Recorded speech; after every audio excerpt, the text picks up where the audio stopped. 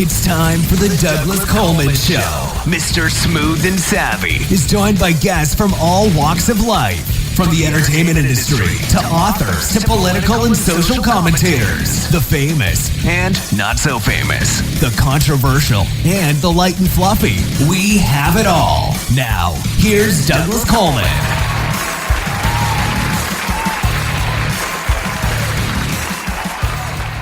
Howdy ho there. Welcome to the Douglas Coleman Show. It's me, Douglas Coleman, as always.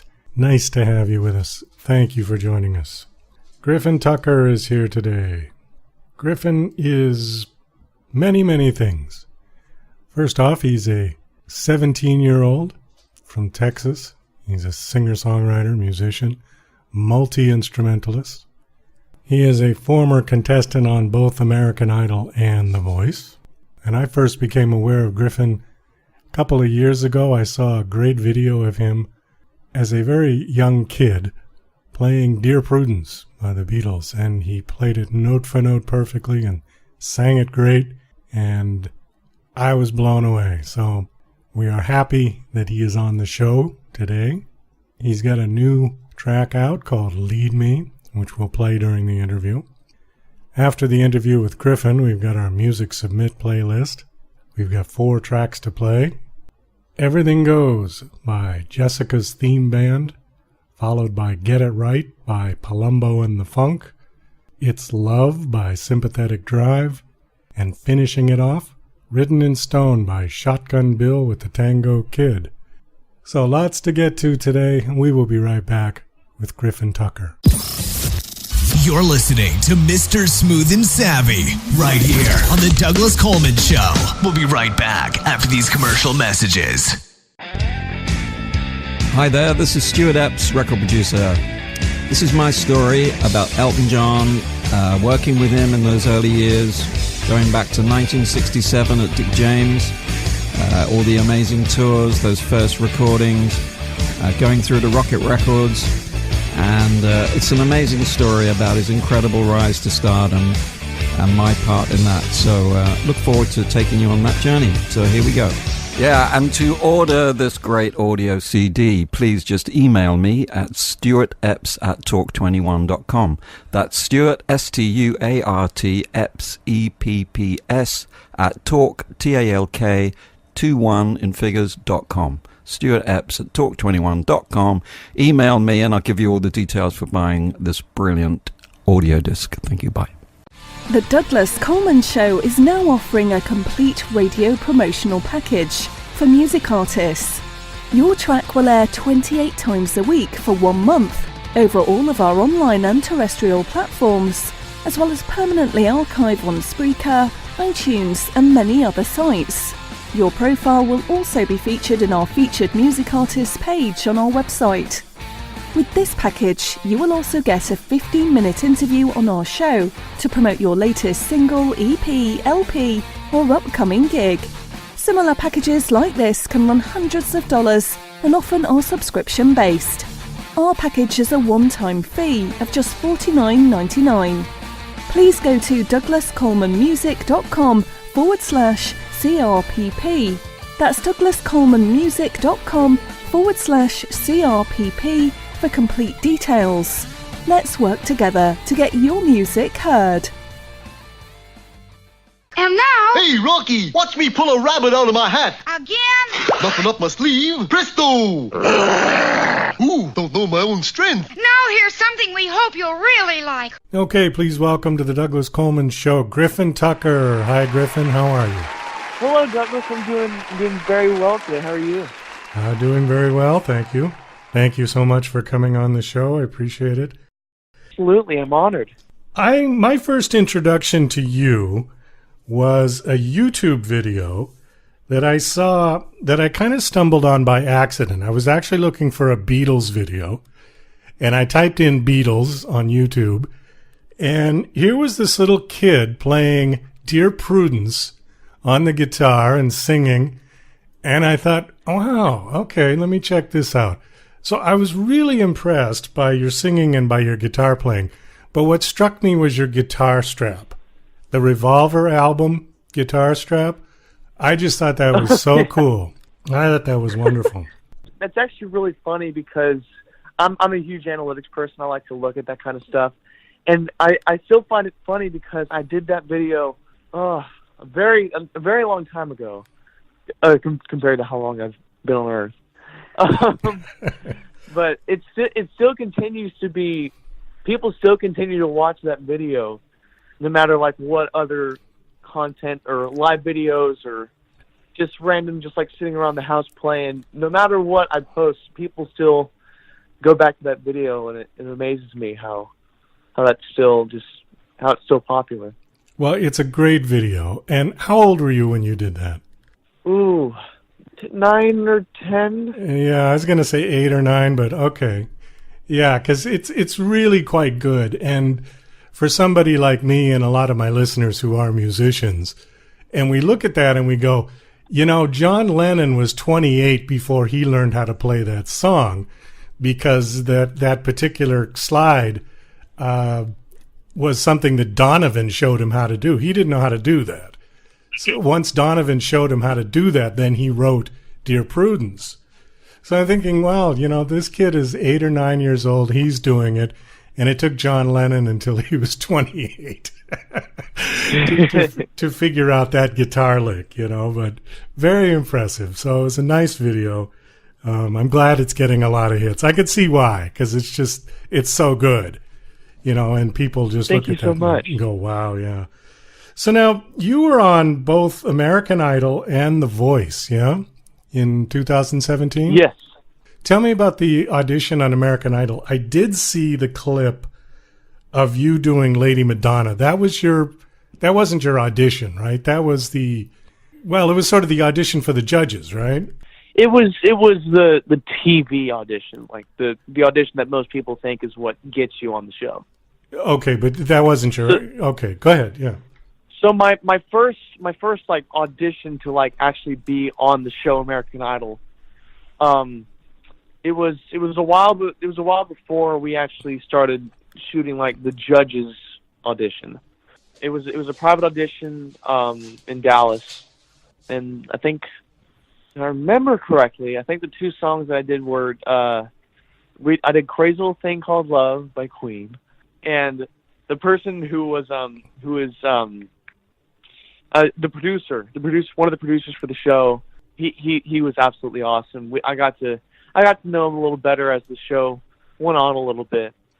But he really liked Crazy Little Thing Called Love, so he asked for another one, and I did Don't Let the Sun Go Down on Me by Elton John. Oh, great choice. And that's another song that I don't do often, but that's a song that I really like. And so I did those two. He really liked them, so he sent me on to the next level, which was the judges audition. And the crazy thing about the judges audition is that it was all such a blur, but I think the whole audition went for something like 15 to 20 minutes. And I was just like in front of them, just listening to them. And I actually played three full songs for them. And of course, they can't show 20-minute auditions for all however many contestants. But they showed Lady Madonna. They showed just a little bit of that. But actually, when I was there, I did Lady Madonna. I did Crazy Little Thing Called Love again. And then I did Sarah by Fleetwood Mac. Oh, and okay. When I did Lady Madonna, they said, they didn't tell me what they were thinking, but I could tell they were like, okay, we need something a little more. They were like, okay, he's good on piano, he can sing, but why don't you give us something else and show a little bit more of your voice? So I did Crazy Little Thing Called Love, and they were still pretty much saying the same thing. Okay, he can play guitar well, he can sing, but we need something that shows off your voice. And so I did Sarah, and that's a song that's not entirely easy to sing. Oh no! But it has that I think that's the song that really kind of cemented my golden ticket, I guess. Which I guess I can say this now because I guess it's been 2 years. I smuggled my golden ticket back to my place. I actually have it in my room, which I don't know if I was supposed to do. Maybe that's kind of like they planned for us to be like, oh, that's like a cool story to get your golden ticket back. Because it's like a placeholder, like here's your golden ticket, and then they take it back after you went back to like the holding room. Oh, okay, yeah. But that was really fun. So that's how the whole audition went down. So how far did you get? Because I didn't see the whole show, and I'm not a follower of that show particularly.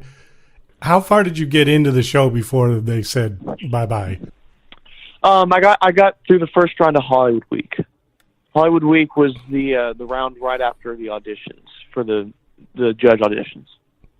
Okay, so after the Lady Madonna, then you got one round, and then that was it after that? Yes. Okay, who won that year? Do you remember? Who won? It was... I'm trying to remember. It was the first season of the comeback, like the first comeback season for American Idol, and I think it was Maddie... I can't remember how she pronounces her last name, but it's like Poppy, something like that. She was... They were looking for country. If you look at like the top 5 that or the people who made it to the top 5, all 5 of them were country. We of course didn't know that, but they of course chose a variety of singers in different styles, different stylized singers. But they ended up wanting to have a country person win, so that, because of course country is easier to promote than a rock and roller right now. It is now. It never used to be, but yeah. But I think it's changing now. I think rock and roll is slowly starting to make a comeback, and I'm ready. Oh well, God, I hope so. I mean, I grew up in the 70s when all that music that you're doing was the music. That was the popular music at the time, and I've just been watching it go downhill, because everybody loves the music from their childhood, most people. And when I grew up, that was what it was Elton John, it was the Beatles, it was Fleetwood Mac, Bad Company, Led Zeppelin, all these great bands. And then the music just got very computerized and things. There was a quick resurgence of good rock in the grunge, the Seattle sound, and then it just sort of faded away. And the band that is, I think, kicking it off now is Greta Van Fleet. What do you think of them? I think Greta Van Fleet is a very talented band. For as much flack as they get for sounding like Led Zeppelin, they sound like Led Zeppelin because they're great at what they do. The guitar player is amazing. I've watched several videos, and their guitar player is absolutely amazing. And their bassist can do the whole John Paul Jones, like playing keyboards and playing bass with his feet. And the singer has an incredible range. And the drummer, from when I first saw them, I think he's taken a little more risks, some like what Bonham would do. But I think that's the reason why they get the flag, is because they're talented musicians. They do kind of the rock with a little bit of blues woven into their style, and of course their singer has that high voice and that tone. But they really are a great band, and they're going to be the people who are going to open up opportunities for the new rock bands and solo artists such as myself. Well, I hope so, because I want rock and roll to come back with a vengeance. And actually, me too. Actually, just on Greta Van Fleet, I don't know if you saw the interview with Robert Plant, but he loves them. And as far as I'm concerned, if the people that are criticizing them for sounding too much like Led Zeppelin, and Robert Plant says, I love them, that's good enough for me. That's fine. He didn't make those kind of comments about the White Stripes when they came out and sounded exactly like Led Zeppelin. He just rolled his eyes. But Greta Van Fleet, he says, I love the singer. Absolutely love him. So, good. They're a reboot of Led Zeppelin. It's not identical. It's a modern-sounding Led Zeppelin. And then other songs they do doesn't sound like Zeppelin at all. One song they do sounds like Rush. Oh, yeah, I heard about that. Yeah. I can't remember which song it was, but yeah, I remember some people talking about like how one of them sounded like Rush. I think the song is called Black Smoke Rising, and he sounds just like Geddy Lee when he's singing. It's funny. But good for them, and they're doing very well. So And thank goodness. Yeah, I hope it's in the stars for you as well to get up there. Do you you're pretty much a solo artist at this point, right? Do you have any interest in being a part of a band, or do you prefer to be a solo artist? Well, I think the band, being in a band for me is the ultimate goal, what I'm working towards. But right now I'm a solo artist. I'm doing my own stuff. I have an excellent backing band right now, the Real Rock Revolution, with Patrick Smith on bass and Larry Clement Jr. on drums. They're solid, they're quick learners, and those are the kind of people that I like to work with. Oh, that's great. Because, of course, I play a lot of different instruments, and I'd probably make a very terrible teacher because I'm not someone who takes a long time to learn stuff. And I guess it's kind of where I struggle, just to kind of like to help people with learning their parts. And I guess I'm just kind of spoiled with Patrick and Larry because they just know how to learn the songs. And of course, Patrick plays in a million bands, so he plays a bunch of songs and he knows, like, oh, okay, if we're in this part of the song, I'm sure this chord will lead to this next chord. And so he just kind of knows how to woo-wop around a song, even if he doesn't know it. I love the Real Rock Revolution right now, but in the future, I definitely want to get to playing with a band. Okay. Like the Beatles or Led Zeppelin or Queen. Oh, yes. Wouldn't it be nice to go back to that? You know what? I don't think we ever will, unfortunately, because back in those days, when I was like your age, there just wasn't all of the media available. So rock stars were barely seen unless you went to their concert. They rarely came on TV, and there was no internet. There was no videos back then. So the only time you really saw them was like pictures in magazines and newspaper articles when they're coming to town. And the concert was it. That was where you went to see them, was the concert. Now, with Instagram and with Facebook Live and with all this stuff, these people, you see them every single day doing something. And the mystique is gone, So I don't know if we'll ever see. Plus, I think people have no attention span for listening to a whole album these days. People listen to 20 and 30 seconds of a song, if that, and then go, oh, okay, next song. It's just not quite the same. I hope it is. I hope I'm completely wrong. But, yeah, I'm just not sure that it'll ever be the Beatles or Queen or Led Zeppelin again. I don't know. Maybe you'll do it. Maybe, Griffin, you will do it, and I will be so happy that you came on my show. I want to see it so bad, just this mega band that takes over the world like that, I mean, the thing about the Beatles and Led Zeppelin and Queen is that back then there weren't people like detailing like, oh, this is how Eddie Van Halen does what he does during Eruption, and nowadays you can just look up a tutorial on how he does it and be exactly like him. Right. Back in 1984 or in the 80s or in the 70s, you couldn't just you just look up there and be like, how is he playing those notes so fast? And I want to know how to do that, but I don't barely have anyone to teach me how to do that. And so that kind of goes back to the mystique. Exactly. Yeah. But it's definitely something that you just can't get these days, because especially with bands like Queen and Led Zeppelin, so many of their shows are bootlegged, so you can see like every single show from their tours, and there wasn't like much, I don't know what the word is, but they just weren't as accessible, and so just like reachable as say if they were like traveling the world and you couldn't just follow them everywhere. Oh no, I mean the only thing you got was an occasional newspaper article. Go back to the 60s, go back to when the Beatles were touring. You've seen some of that concert footage. It's awful. You can hardly hear the guitars or them singing at all. All you hear is the girls screaming. And right. It wasn't until they started doing studio albums, the real studio, like from Rubber Soul on, that you could kind of sit and listen and say, oh, okay, that's what chord they used in there. And, you know, they got much more masterful in the studio. But the live stuff was just, nobody went to hear the music. They just went to see them. And that kind of thing, I don't know. I think that mystique is gone forever. But that doesn't mean that there can't be another great band that will come out at some point that'll be like that.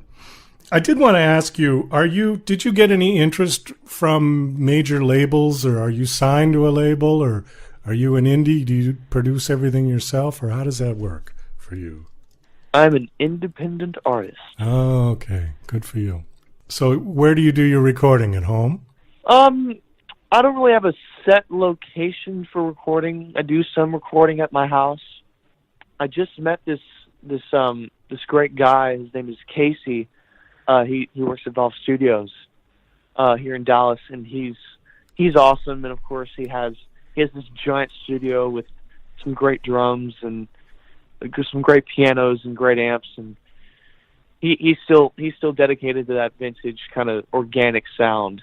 And that's actually where I recorded this song that's coming out soon, or depending on when this is released or on the internet, it has already come out. And I recorded that. I recorded "Lead Me" there. I'm sure I'm going to plan to record some more songs there. But yeah, he's awesome. Okay, well, that's a good segue. Thank you. You just made my job real easy. Why don't we have a listen? So tell me about "Lead Me." What is the story behind "Lead Me"? "Lead Me" was my way of getting back to my roots after doing a song like "Beautiful Disaster." I love the song. It's a great song. Alex, my friend, did a great job writing it, and there's a great message behind it. But I just wanted to do that as a one-off, just to kind of try to see what happens, see how it would be received. But I wanted to get back to my rock and roll style, like the songs on "Believe It." And the song is a shuffle. It started as a guitar riff. I think it actually started in a different key, but the more I realized, it's like, man, I do many songs in this key. I decided to change it to A. I love the riff, and the lyrics actually have some references to some psalms from the Bible. One of them is Psalm 61, verse 2, and I think it's something along the lines of, "When I'm weak, lead me to the rock that is higher than I." I'm sure that's Griffinized in some way.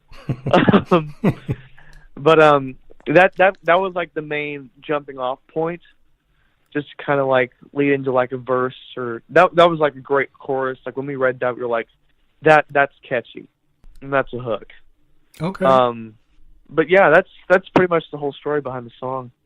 All right. Well, I'm going to listen to it, and we'll play it, so just hold tight, and we'll get back to you as soon as the song's over. This is "Lead Me" by Griffin Tucker.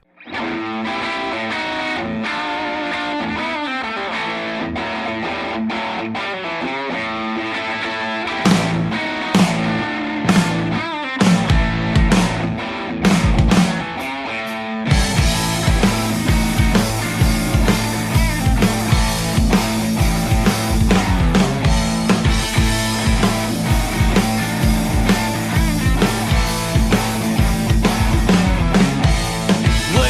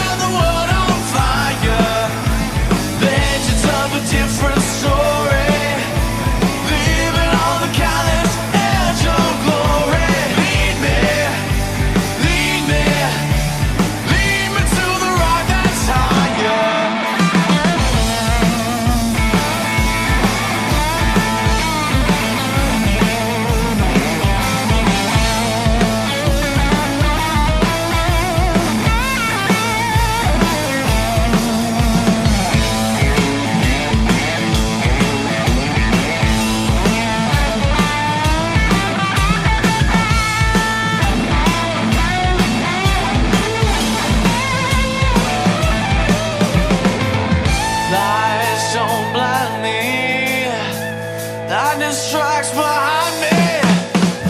Danger cannot find me.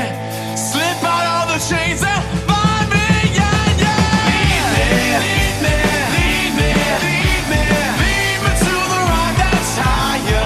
Lead me now. Watch me, watch me, watch me, watch me, watch me set the world on fire. Legends of a different story.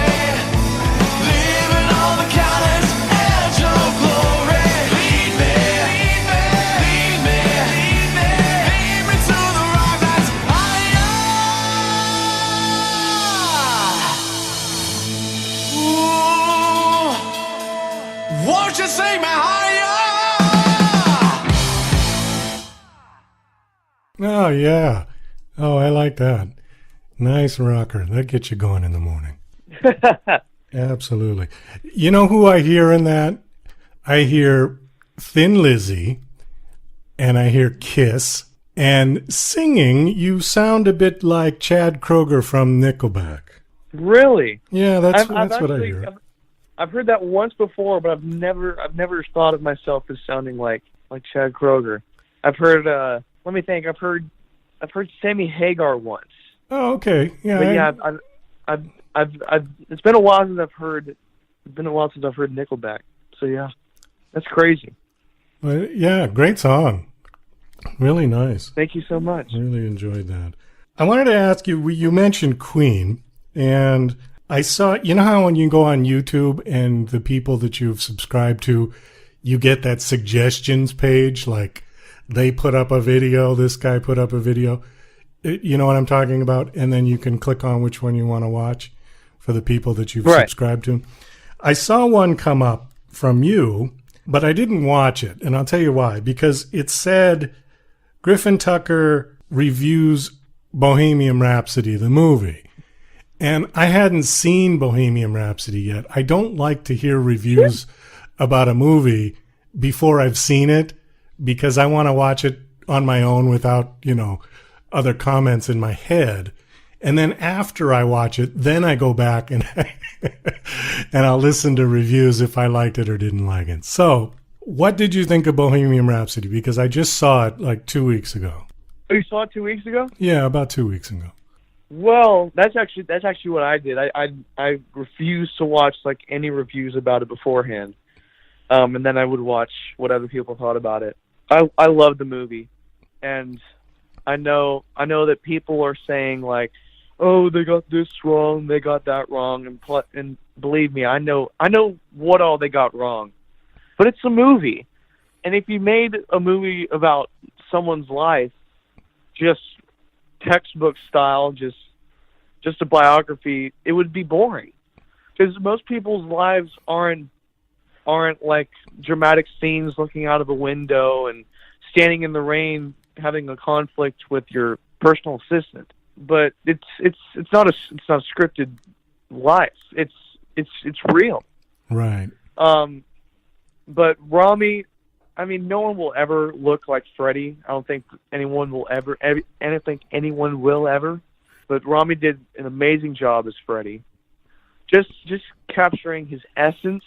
Not so much as like doing a perfect impression, but just capturing his essence. Like, oh yeah, this is like he's Freddie Mercury. Not like he's doing Freddie Mercury. He is Freddie Mercury. He was believable enough as Freddie. I mean, into the movie, he looked enough like Freddie. I think they did a good job.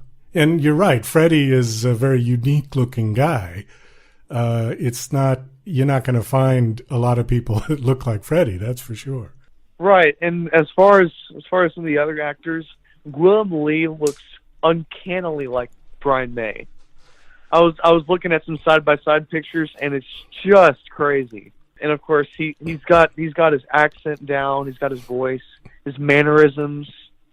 And he didn't actually know how to play guitar, but if you actually look at his hands, he's playing the notes. I don't know how good it would sound if you actually like listen to what he was doing. But it was a good mime, yeah. But he was definitely playing the notes. And Joe Mazzello, he was awesome as John Deacon, and Ben Hardy. Ben Hardy, I don't know. He had the same hairdo throughout the entire movie, and that was kind of off-putting for me. But overall, I think the acting was great. Mark Martell, who I've been fortunate enough to meet when I was doing The Voice. When I was doing The Voice, Mark Martell was originally going to appear on that season, but he got caught up in a Queen Extravaganza tour. But I got to meet him, and we got to jam for like one night for about like 30 minutes. But I'll never forget that. Now he sounds like Freddie. He has an amazing resemblance to Freddie Mercury's voice. Yes, he does. He has that. It's perfect. I don't know what it is. He kind of has like the same resonances, and his head is kind of shaped somewhat like Freddie Mercury's. And in the movie, I think he sings. What he sings is "Lazy on a Sunday Afternoon." That little bit when the band is sitting around that table. When he's singing "Love of My Life" at the piano. I'm trying to think what else. I think at the Live Aid rehearsal, he sings there too. But he's incredible. And if you look at like some of his videos, like some of his one-take videos of Bohemian Rhapsody and We Are the Champions and Killer Queen, he's got it down. And he's just amazing. And of course, as far as some of the attention to detail in the movie, with let's see, like the replica for Brian May's guitar was excellent. Having the two picks in the pick guard for John Deacon's bass was a cool detail. And rebuilding the whole Live Aid set and having the whole stadium look real, even though all of it was computer generated. Right. It's crazy to me. But the whole movie, I think, was just amazing. You know what was as amazing as the movie was the making of movie. Did you see that on YouTube where they showed how they put it all together? I saw some of the behind the scenes. The behind the scenes, yeah. Like behind becoming Freddie Mercury and making Live Aid and all that kind of stuff. Yeah, that was some pretty cool stuff. Absolutely. Well, good. So we're both in agreement. I really liked the movie. I did think that Rami did an amazing job. And, I don't listen to a lot of the critics when they say, oh, this wasn't that. I know what you mean about they did get the timeline a little wrong for We Are the Champions, mm-hmm. right? But, who cares? Like you said, you can't compress somebody's... Freddie was how old? 40... I think 45 when he died. Try to compress 45 years of life into 2 hours. You're gonna have to, make some changes and cuts and make it interesting. So, obviously it's not going to be exact to his life, but I enjoyed it. I thought it was a great film. And at the end of the day, they're in the business of telling a story. It's not a documentary. It's not a biography. It's a movie. It's a biopic. Right. And it can't be 100% real, or else it won't be interesting. I know they had to like move. I think it was We Will Rock You. They had to move that to like 3 years later when Freddie had his mustache, and some people were giving them flack for that. But I think because of course Freddie didn't meet Brian and Roger exactly like they portrayed it in the movie, but they're telling a story, and they told a great story that still maintained some integrity to the Queen's story. And I think that's the most important part, and it's also making the way for people to listen to Queen again, and for more movie producers or whatever you want to call them to make more biopics, such as like the one about Elton John, the one about Motley Crue, and of course, I'm sure there's more that's going to come. Just keeping rock and roll alive. Yes, nothing like having people who are the next generation and next generation listening to the music of the 70s and the 60s and keeping it going. I think it's wonderful. What is your website? My website, I'm so glad you asked. My website is www.griffintuckermusic.rocks. You can do .com if you want, but I prefer .rocks. .rocks. Okay, I've never heard that one. That's nice. Yeah. So you said you were playing a gig tonight? Yes, I am. I am playing a gig tonight. It'll be at the Hard Rock in Dallas. Oh, cool. It's the kickoff party for the Dallas International Guitar Show. There'll be a bunch of people, of course. It's the guitar show. There'll be a bunch of bands, and I'll be doing 2 songs, and then we're gonna have like a huge jam somewhere at the end of the Young Guns segments of the show. But yeah, I think it'll be a fun time. So, how old are you now? I am 17 now. Sometimes I still have to think about that. 17. I can't remember anymore. When are you gonna be? When are you gonna be 18? I will be 18 in Rocktober. Are you excited to be 18 or not? Man, it's a lot of mixed emotions. I love being a kid. I love not having many responsibilities, except just play music and do my thing. But at the same time, it's just that liberating feeling of being 18 and being an adult that comes along with turning 18. But man, I'm gonna miss being a kid. I'm gonna look back on this and be like, man, I was so young back then. Well, yeah, when you're 18, you get to own property, you get to vote. Yeah. You get to pay taxes. And I get the privilege of paying taxes. Yeah, all that good stuff comes when you turn 18. When I was a kid, when you turned 18, you could drink, but now the drinking age is 21 across the country. So, okay, last question, and then we got to wrap. I just wanted to ask you, how long is your hair now? My hair, it's not long enough. It's not as long as my bassist Patrick's hair. Because his hair goes down to I like to think it goes down to the floor. It doesn't go down to the floor. But I think it goes down to his waist or something like that. But well, that is long. I'm hoping to get there, but I think it goes a little longer than my shoulders. So a little longer than your shoulders. Okay. There. Well, it's getting there. It's definitely getting there. All right. Griffin, we got to wrap this up. Thank you so much for coming on. It was a real treat talking to you. Best of luck with everything you're doing. I hope you become a big star. Is that where you're going with this? You really want to take it all the way as far as you can take it, yeah?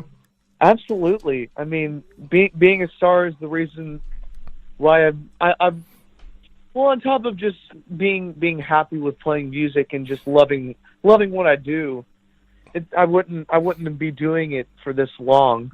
I've been gigging around since I was 8. It'll almost be a decade actually when I turn 18. But I've been doing it for this long, and I don't plan to stop anytime soon. So I'm hoping to just keep on writing more songs, keep on recording more songs, keep on playing for people. I'm hoping to make more people happy. I'm hoping to be better than I was today. And just I'm hoping to keep rock alive, you know? Well, I hope so, because you've got an incredible talent.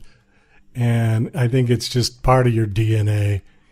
And people like that would never be happy or content sitting in an office being an accountant and waiting for their 401k to mature. You know, I think there's a different path for you, obviously. And the other thing I wanted to say is that on those quick clips that I saw of Idol and The Voice, your mom and dad are super. I wanted to thank them. And they look like they're very supportive, loving parents and are very supportive of what you're doing. And I think that's really important because kids my age, a lot of them grew up with parents who thought the idea of being a rock star was ridiculous and that I'm supposed to be sitting in an office being an accountant waiting for my 401k to mature. So the fact that they are encouraging you and being there and supporting you for this is wonderful. So thank you to your mom and dad. Absolutely. I think the idea of being a rock star is ridiculous, but I think that's why I love it. I think it just feeds me in a way that no other hobby has. and I really want to make this more of a career and not a hobby, because of course I'm not able to pay my bills right now with playing music, but I'm hoping that if I just keep playing, I'll get in front of more people so that I can make this a career. And with the help of my mom and dad, Team Tucker, it's really helpful just to be able to have just that support and encouragement, because of course, actually, I'm not very much of a people person. I love talking to people, but I'm actually a very shy person, and some people like my mother are not very shy, which I'm eternally grateful for, because she's excellent at reaching out to people and knowing who to reach out to and who will help and who will probably is just in it for themselves. And it's awesome just to have that support.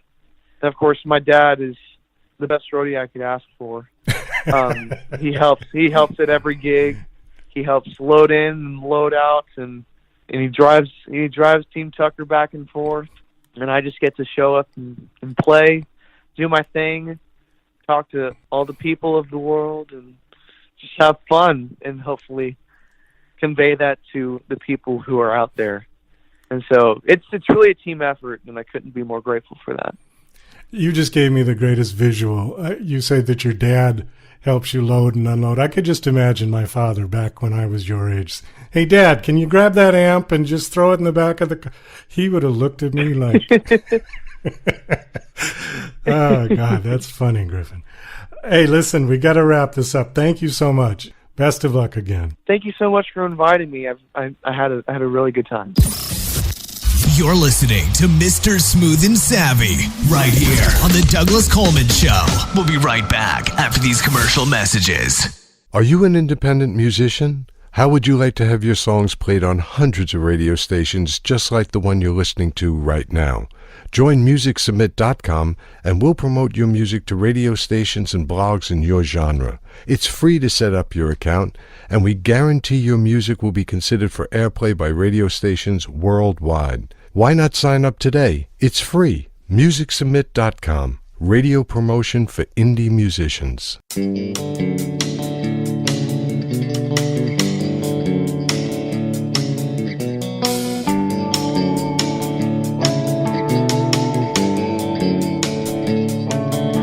When the morning light opens the door, when you see this man falling down the floor, when the sky turns red and you don't wonder why, everything goes and you lose it from sight. When you think about the one you lost yesterday, life is alright, you can hear people say, when the good times are gone and your love is away, but don't be afraid, live for this day. Everything goes and all come back. Everything goes and all come back, yeah. Everything goes and all come back. Everything goes and all come back.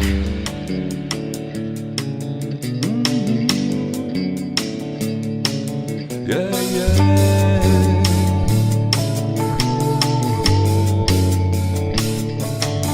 When the night is cold and you're always alone, life goes on just like a long, long song.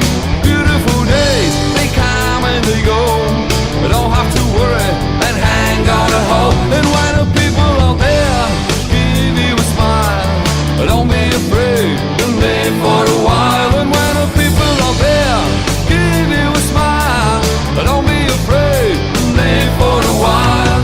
Everything goes and all come back. Everything goes and all come back, yeah. Everything goes and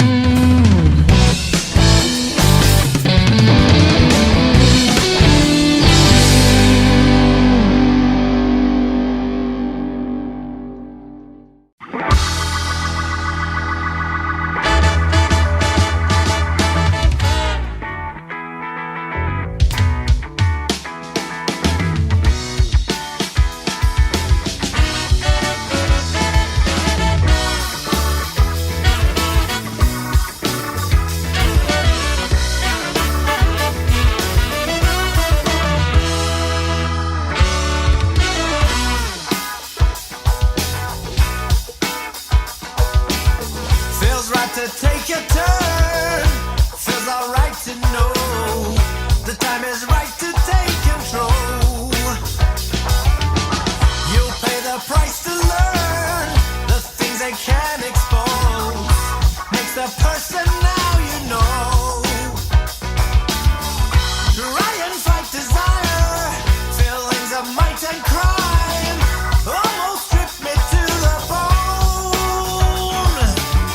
I came to see the light, I had myself to fight. What we reap is what we sow. Dream of a place, of time and space, all the little things to come. In just a little while, it's feel like this time. Look inside for the things you know. You gotta get it right. You gotta get it right. You gotta get it right. You got to get it right. We made a right to buy ourselves a little time to live the life we know is right. See what your mind is like, experience your might, feed the right things to your soul. Lay into the night, you got an alibi. Music soothes the heart of stone. Dream of a place, of time and space, all the little things to come. In just a little while, it's feel right this time. Look inside for the things you know. You gotta get it right. You gotta get it right. You gotta get it right. You got to get it right. You gotta get it right. You gotta get it right. You gotta get it right. You got to get it right. Dream of a place, of time and space, all the little things to come. In just a little while, it's feel right this time. Look inside for the things you know. Dream of a place, of time and space, all the little things to come. In just a little while, feel right this time. Look inside for the things you know. You gotta get it right. You gotta get it right. You gotta get it right. You got to get it right. You gotta get it right. You gotta get it right. You got to get it right. You gotta get it right.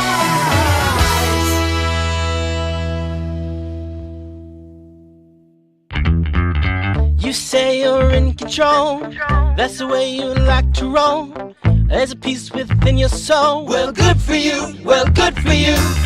And that your life is sweet. Every day another treat. Satisfaction so complete. You swear it's true, you swear it's true. But I saw you yesterday, having words with Desiree. It was quite a fine display. What did she do? What did she do?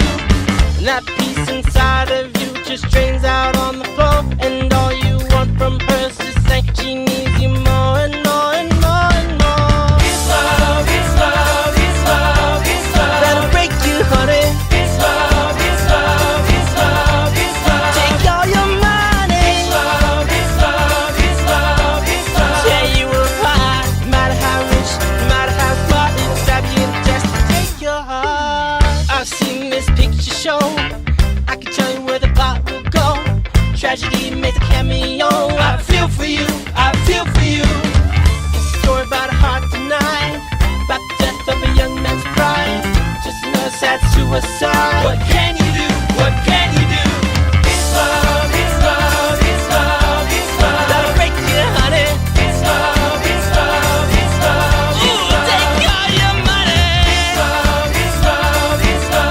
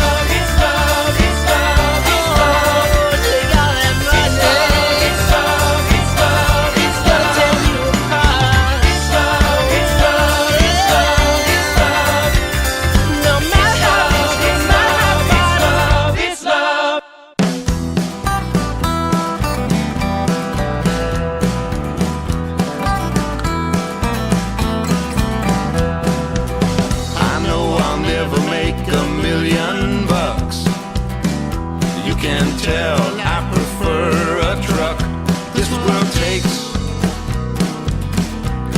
as much as I can give. As long as I have cash in my wallet, change in my pocket, soles on my shoes, I'll be fine. Just leave enough for me to live. Won't envy what I lack, thankful for what I own. When I give, don't want it back. My life's been written in stone. My life's been good enough for me. I get so nervous with this new scenery. This is where I want to be. With all this new technology, I need to slow it down so I can see what matters most of all to me. Won't envy what I lack, thankful for what I own. When I give, don't want it back. My life's been written in stone.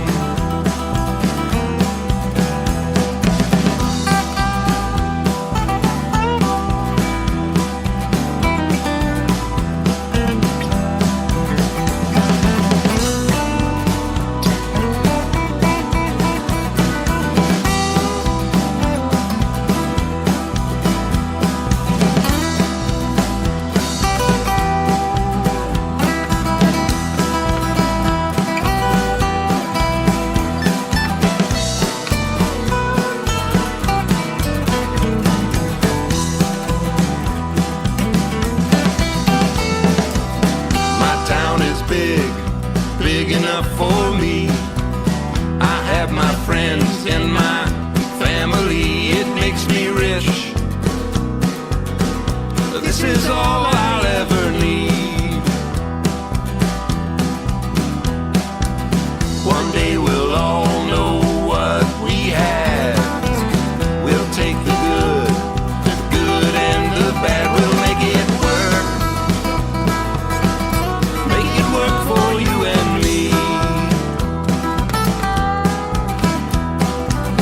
Won't envy what I lack, thankful for what I own. When I give, don't want it back. My life's been written in stone. Won't envy what I lack, thankful for what I own. When I give, don't want it back. My life's been written in stone. My life's been written in stone.